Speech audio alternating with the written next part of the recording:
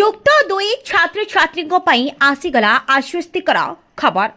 आज आमे आपण मानकु जणाइबु आपणकर परीक्षाफल संपर्क में। चलंतु वीडियो को आरंभरू शेष पर्यंत देखिनबा। मे तृतीय सप्ताह युक्त दुई परीक्षाफल एका संगरे प्रकाश पाइब सबु विभाग रेजल्ट। उच्च माध्यमिक शिक्षा परिषद सीएचएसई परिचालित युक्त दुई परीक्षाफल मे तृतीय सप्ताह प्रकाश पाइब।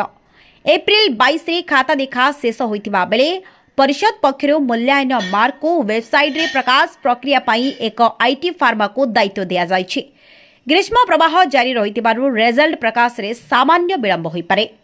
सूचनायोग्य चलित वर्ष मोट 3,86,250 जन परीक्षा दैछन्ति। चलित वर्ष समुदाय 27 लाख खाता मूल्यांकन करा जायछि। ग्रीष्म प्रवाह पाई खाता देखारे विलंब होइतिला। प्रथम पर्याय खाता देखा एप्रिल 2 रे सरिबाको थिबा बेले यह 4 दिन विलंब सरिथिला। सेहीपरि द्वितीय पर्याय मूल्यांकन एप्रिल 20 रे शेष हेबाको लक्ष्य थिबा बेले एप्रिल 22 रे सरिथिला।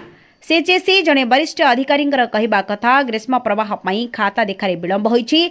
रिजल्ट प्रकाश पई विभिन्न प्रक्रिया रहिछि। रिजल्ट प्रकाश रे सामान्य विलंब होई पारे, तथापि मे तृतीय सप्ताह मध्य रे रिजल्ट प्रकाश करबाको लक्ष्य रखिछु।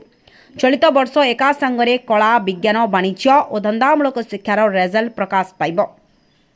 Bureau report Odisha info.